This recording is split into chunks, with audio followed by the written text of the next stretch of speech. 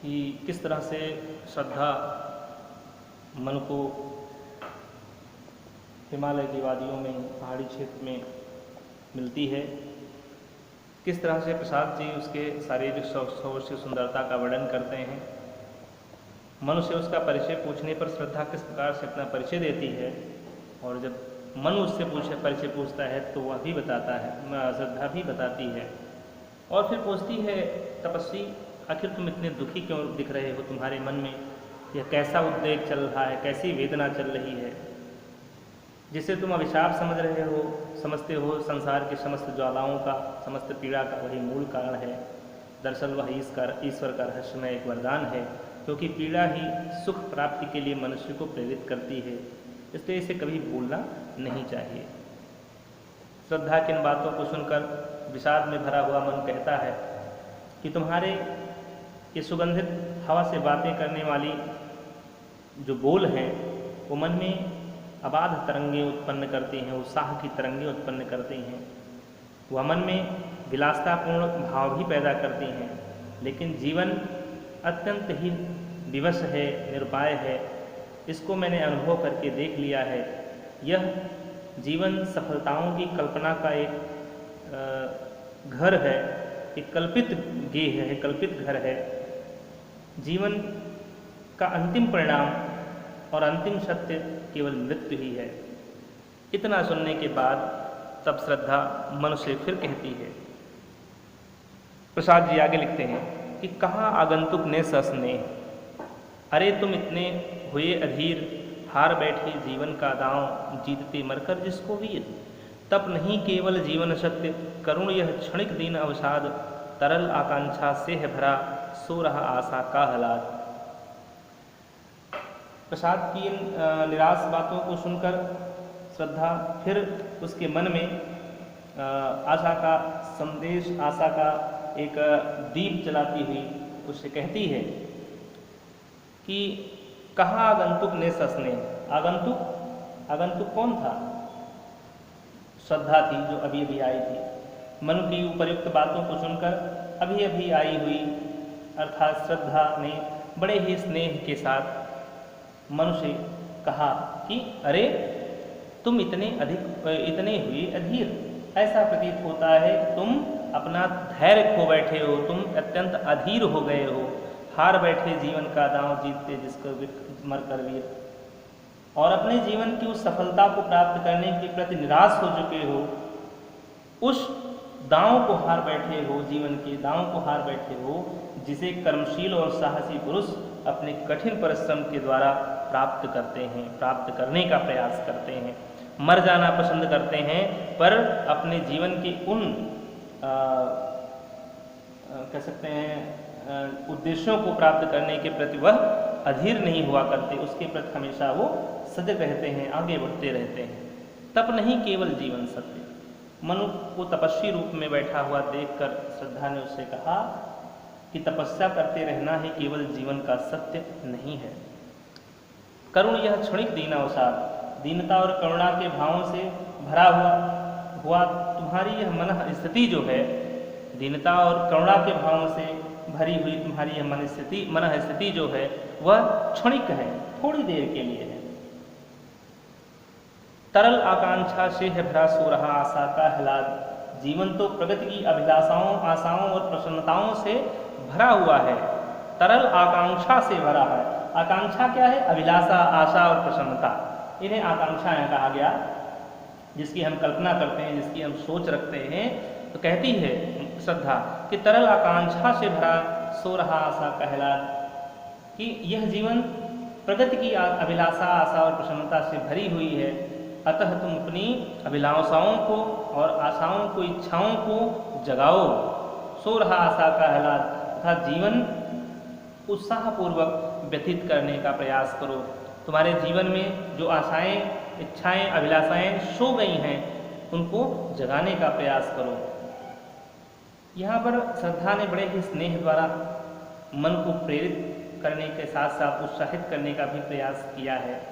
मानवीकरण अलंकार दिखाई पड़ रहा है पंक्तियों में, शांत रस है, लक्षणा सरस्वती है, प्रसाद गुण है, 16 मात्राओं का श्रृंगार छंद जिसे प्रसाद छंद के नाम से भी जाना जाता है, यहाँ पर देखने को मिल रहा है।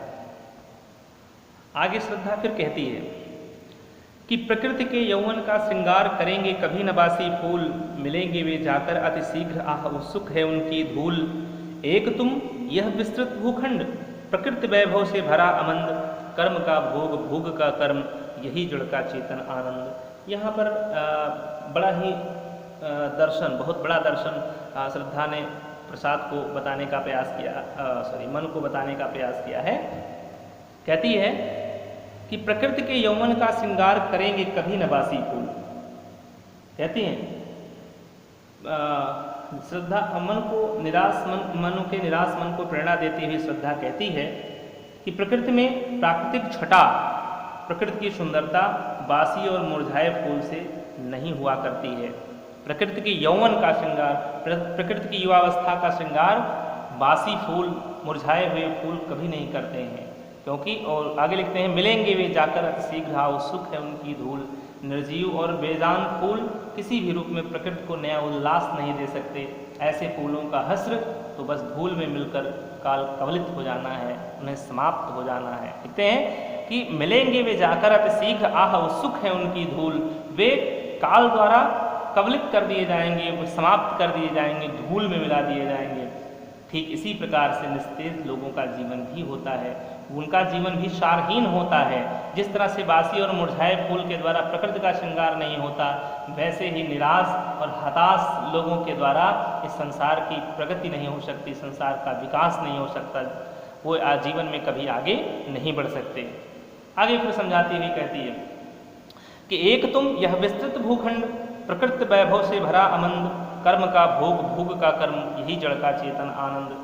कहती है कि इस संसार में सभी जड़ चेतन आनंद से भरा हुआ है।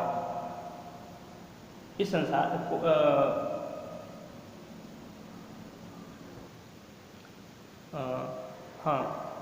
लिखते हैं कि एक तुम यह विस्तृत भूखंड, प्रकृति वैभव से भरा आनंद, कर्म का भोग भोग का कर्म, यही जड़ का चेतन आनंद।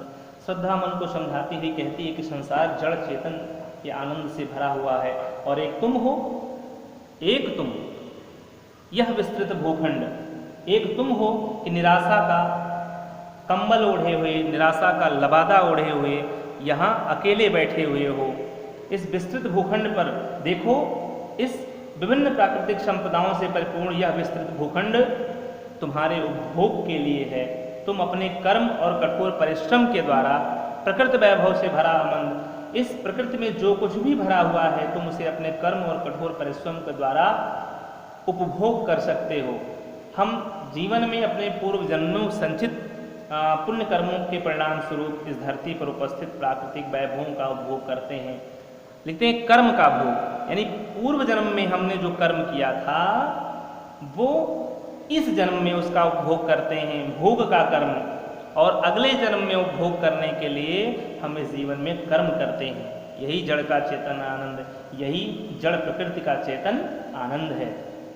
तात्पर्य है कहने का कि कहती है कि हम अपने पूर्व जन्म में जो पुण्य कर्म संचित करते हैं उनका वर्तमान जीवन में उनका उपभोग करते हैं, और आने वाले जीवन के उपभोग के लिए वर्तमान जीवन में हम सद्कर्मों का संचय करते हैं। इसीलिए हमारी पुण्य भारतीय संस्कृति का संदेश भी यही है कि फल की चिंता किए बिना ही मनुष्य को हमेशा कर्म करते रहना चाहिए। यही यह प्रकृति का या प्रकृति भी यही सब कर रही है, तभी तो जड़, यही जड़ का चेतन आनंद, तभी तो जड़ वृक्ष भी चेतन मनुष्य की भांति बिना किसी स्वार्थ के हमेशा फलते फूलते रहते हैं और आनंद का अनुभव करते हैं। यही जड़ प्रकृति का चेतन आनंद है। समय जब आता है तो पेड़ में फूल आते हैं, फल आते हैं, और समय आने वो पकने के बाद वह मनुष्यों के द्वारा तोड़ लिए जाते हैं, वृक्ष उन्हें प्रदान कर दिया करता है। यही जड़ प्रकृति का चेतन आनंद है। यानी जब वो वृक्ष फिर फलहीन हो जाता है तो वह शोकाकुल होकर, निराश होकर सूखता नहीं है, समाप्त नहीं होता, बल्कि अपने वास्तविक उस मौसम का फिर इंतजार करता है और अनुकूल वातावरण, अनुकूल मौसम मिलने पर उसमें फिर फूल पत्तियाँ आती हैं, फिर फल आते हैं और फिर वही प्रक्रिया दोहराई जाती है, चलती रहती है। आगे कहती है, अकेले तुम कैसे असहाय यजन कर सकते तुच्छ विचार। कहती है कि अकेले तुम कैसे असहाय यजन कर सकते तुच्छ विचार, तपस्वी आकर्षण से हीन कर सके नहीं आत्मविस्तार। श्रद्धा कहती है कि हे तपस्वी, तुम कहते हो मैं इस संसार में अकेला और असहाय हूं। अकेले तुम कैसे असहाय, और फिर तुम अकेले यजन कर सकते। यजन माने होता है भूत यज्ञ। भूत यज्ञ, भूतों यज्ञ 5 प्रकार के होते हैं, ठीक है। भूत यज्ञ यहाँ पे बात हो रही है।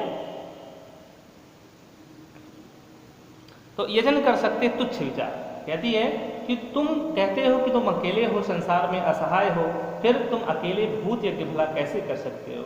क्योंकि भारतीय संस्कृति के अनुसार प्रत्येक गृहस्थ को प्रतिदिन 5 यज्ञ करना अनिवार्य होता है। ये यज्ञ अकेले नहीं किया जा सकता, बल्कि पति पत्नी दोनों को मिलकर यज्ञ में आहुति डालनी होती है। इसी को ध्यान में रखते हुए श्रद्धा मनुष्य कहती है, यजन कर सकते तुच्छ विचार। तुम भूत यज्ञ करना चाहते हो तो फिर भला भूत यज्ञ कैसे कर सकते हो जब तुम अकेले हो और असहाय हो? क्योंकि भूत यज्ञ बिना, कोई भी यज्ञ बिना पति पत्नी दोनों के यज्ञ की पूर्णाहुति नहीं होती है। कहती है तुच्छ विचार, यदि तुम इस यज्ञ को अपना कर्तव्य मानते हो, कहती है तपस्वी आकर्षण से हीन कर सके नहीं आत्मविस्तार। यहाँ कहती है, श्रद्धा कहती है कि तुच्छ विचार की बात यहाँ पर आ रहा है, यहाँ बात फंस रही है। यजन कर सकते तुच्छ विचार। कहती है यदि तुम इस यज्ञ को, भूत यज्ञ को अपना कर्तव्य मानते हो, तो पति पत्नी के साथ ही यज्ञ की पूर्णाहुति होती है, तो तुम मुझे पत्नी के रूप में स्वीकार करके उसे विधि विधान पूर्वक संपन्न करो। तुम्हें क्योंकि अकेले यज्ञ करने का कोई अधिकार नहीं है, और तुम अपने आप को जो असहाय मानते हो, तुम्हारा ऐसा मानना तुम्हारी तुच्छ सोच का, तुम्हारी छोटी सोच का प्रतीक है। हे तपस्वी, आकर्षण से हीन कर सके नहीं आत्मविस्तार। तुमने इस संसार को आकर्षण से हीन मान लिया है और अपने को जीवन से विरत कर लिया है, यह ठीक नहीं है। इसका अर्थ ये हुआ, तात्पर्य यह है कि तुमने अपनी आत्मा कर सके नहीं आत्मविस्तार, तुमने अपनी आत्मा का विस्तार नहीं किया, अर्थात तुमने अभी तक स्वयं को बस स्वार्थ देखने का प्रयास किया है, तुमने आत्म केंद्रित ही बने हुए हो, जबकि ये जीवन की सार्थकता अपने आप को भूलकर पर केंद्रित होने में है, यानी दूसरे की भलाई करने में होती है जीवन की सार्थकता, ना कि अपने स्वार्थ को ही देखते रहने की होती है। श्रद्धा के कहने का तात्पर्य यह है कि हे तपस्वी, तुम केवल आत्मकल्याण के लिए जीवन से विरत होकर तुमने यह तपस्वियों का जीवन चुना है, जबकि व्यक्ति को पर कल्याण के लिए अपने जीवन को समर्पित करना चाहिए, और उसी में उस जीव का, उस व्यक्ति का वास्तविक आत्मकल्याण निहित होता है। यहाँ पर मानव जीवन के सार तत्व को कवि ने निरूपित करने में कवि को बड़ी ही सफलता प्राप्त हुई है। कवि ने भारतीय धर्म और संस्कृति के प्रकाश में जीवन को परिभाषित करने का यहाँ प्रयास किया है। भाषा संस्कृत, खड़ी बोली हिंदी है, शांत रस है, प्रसाद छंद है या श्रृंगार छंद कह सकते हैं, गुण प्रसाद है, सदशक्ति लक्षणा है, शैली प्रबंधात्मक